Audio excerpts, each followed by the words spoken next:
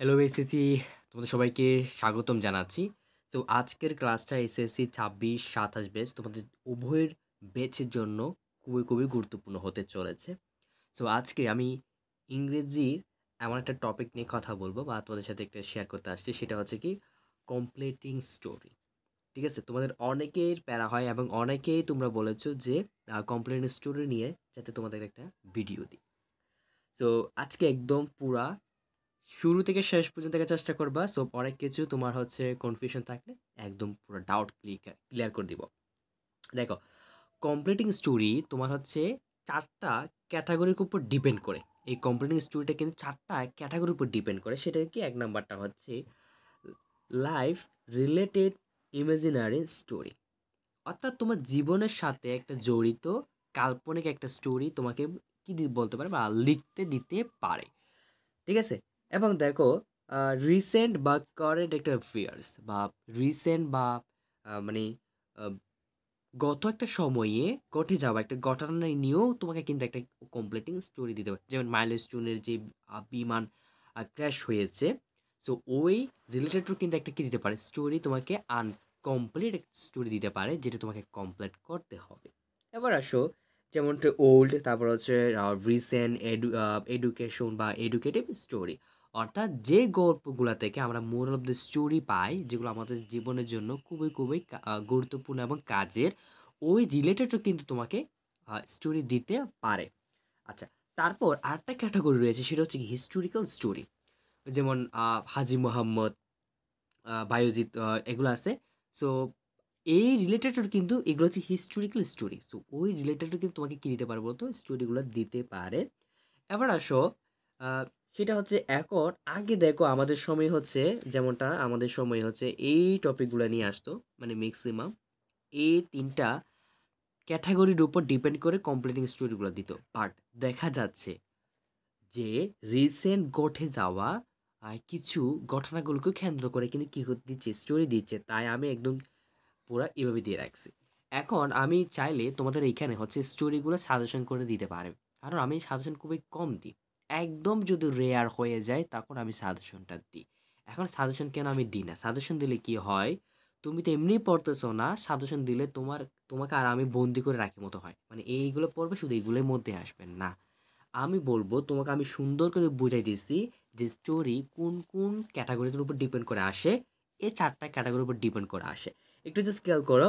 যেমন রিসেন্ট এবং current affairs, এটা আবার মানেটা বলতে কিরকম বোঝায় দেখো। যেমনটা হচ্ছে আমি একটু এক্সাম্পল হিসেবে রাখছি যে ইম্পর্ট্যান্স ফর লার্নিং ইংলিশ। এখন ইংরেজি শেখাটা কেন আমাদের জন্য গুরুত্বপূর্ণ, এই টাইপেরও আসতে পারে। তারপর আসতে পারে দেখো আর্লি ম্যারেজ, তারপর হচ্ছে জেন্ডার ডিসক্রিমিনেশন, তারপর হচ্ছে কফি ইন দ্য এক্সাম্পল। অর্থাৎ মানে ওই যে নকল করে না, সো ওটা নকল করা নিয়ে তোমাকে একটা স্টোরি দিতে পারে। সো এটা হচ্ছে রিসেন্ট অ্যান্ড কারেন্ট অ্যাফেয়ার্সের মধ্যে পড়ে। এবং দেখো, ওল্ড এবং এসেনশিয়াল এডুকেশন বা এডুকেটিভ স্টোরির মধ্যে কোন ক্যাটাগরি আসতে পারে একটু খেয়াল করো। যে the lion, the and mouse, the crow and jar, the fox and the crow and the greedy farmer and the son. আমরা এগুলো কিন্তু কোথায় পাবো বলতো? Old and access. ম্যাক্সিমাম আমাদের স্টোরিগুলো আমাদের সময় এখান থেকে আসতো। বাট দেখা যাচ্ছে কি এখন বিগত সালগুলো, বিগত বুটগুলা তুমি যদি অ্যানালাইসিস করো, তখন দেখবা এই ৪ টা ক্যাটাগরির উপরে কিন্তু আসতেছে। এখন সাজেশনটা দিচ্ছি। ঠিক আছে? এখন সাজেশন দিব কিরকম দেখো, তুমি আগে সুন্দর করে একটা লিস্ট তৈরি করে ফেলবা। সো সুন্দর করে একটা স্টোরি লিস্ট তৈরি করার পর, কিসের লিস্ট তৈরি করবা? তুমি হচ্ছে 25 থেকে শুরু করে তুমি হচ্ছে 18 সাল পর্যন্ত রিসেন্টলি যতগুলা স্টোরি আসছে তুমি সবগুলো একটা লিস্ট সাজাই ফেলবা। ঠিক আছে? আগে লিস্ট সাজাবা। যদি তোমার হাতে আর একটু সময় বেশি থাকে তখন তুমি চাইলে কি করতে পারো, সুন্দর করে লিস্ট অনুসারে তুমি প্রত্যেকটা স্টোরিগুলো লিখবা। আমি বলবো অবশ্যই তোমার লেখা উচিত। লিখা উচিত। আমি প্রয়োজন কথা বলব না। আমি বলব যে লিখা তোমার উচিত। যদি তুমি স্টোরিতে ভালো করতে চাও। ঠিক আছে? স্টোরিতে ভালো করতে চাও। একটু দেখবা স্টোরিতে মানে অনেকে কি করতে পারে? সেন্টেন্স তৈরি করতে পারে না। ফর এক্সাম্পল সেটা হচ্ছে লাইফ রিলেটেড ইমাজিন স্টোরিগুলোতে তো অনেকে লিখতে পারে না। তখন তুমি টেন্স ব্যবহার করবা। কোন টেন্স ব্যবহার করবা একটু জাস্ট খেয়াল করো। তুমি ব্যবহার করবে সেটা হচ্ছে প্রেজেন্ট, ঠিক আছে? সো প্রেজেন্ট টেন্স, ঠিক আছে? কোন টেন্স? Present tense. প্রেজেন্ট টেন্সের তুমি বেশিরভাগ ইউজ করবে সেটা হচ্ছে simple, right? So simple plus হচ্ছে পারফেক্ট টেন্স, ঠিক আছে? পারফেক্ট টেন্স, ঠিক আছে? কোনটাতে? লাইফ রিলেটেড ইমাজিনারি স্টোরিগুলোতে। মানে তুমি যখন সেন্টেন্স লিখবে তখন তুমি সিম্পল এবং প্রেজেন্ট পারফেক্টে রাখার চেষ্টা করবা।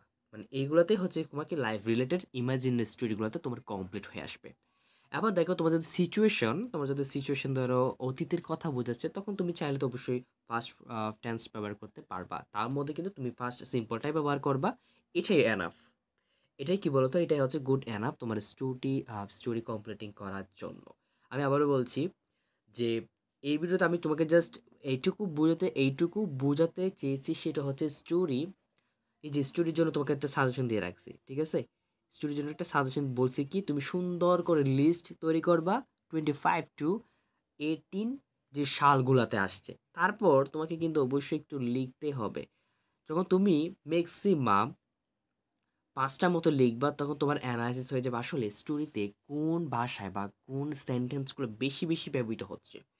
যে ফার্স্ট টেন্স নাকি প্রেজেন্ট টেন্স নাকি ফিউচারসটা অবশ্যই হবে না, ঠিক আছে? যদিও বা যদি মডার্ন সায়েন্সের কথা বলে, ঠিক আছে, ইনভেনশন নিয়ে কথা বলে, তখন তোমার কাছে ফিউচার টেন্স নিয়ে আসবে। বাট উইথাউট তুমি একটাতে রাখতে পারো, সেটা হচ্ছে তোমার প্রেজেন্টেই তোমার সেন্টেন্সগুলো তোমাকে মেক করে রাইটিং করতে হবে।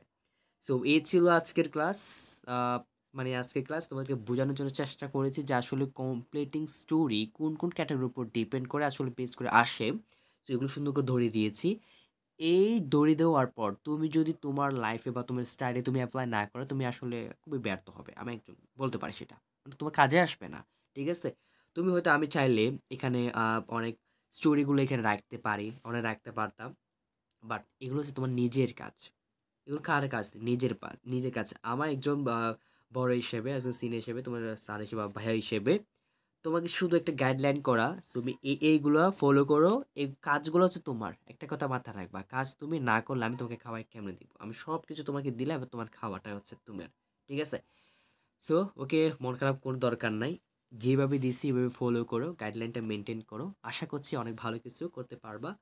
ওকে, সো ভাইয়ের জন্য দোয়া করবা এবং তোমাদের কে কোথা থেকে যুক্ত হয়েছে বা আমার ক্লাসগুলো দেখেছো এবং সেই কে তোমরা কোন ব্যাচ সেটাও জানবা। আর কোন টপিকের উপর তোমরা হচ্ছে ভিডিও চাও অবশ্যই তোমার কমেন্টে বলে যাবা। ওকে, সো দেখা হবে আরেকটি ক্লাসে।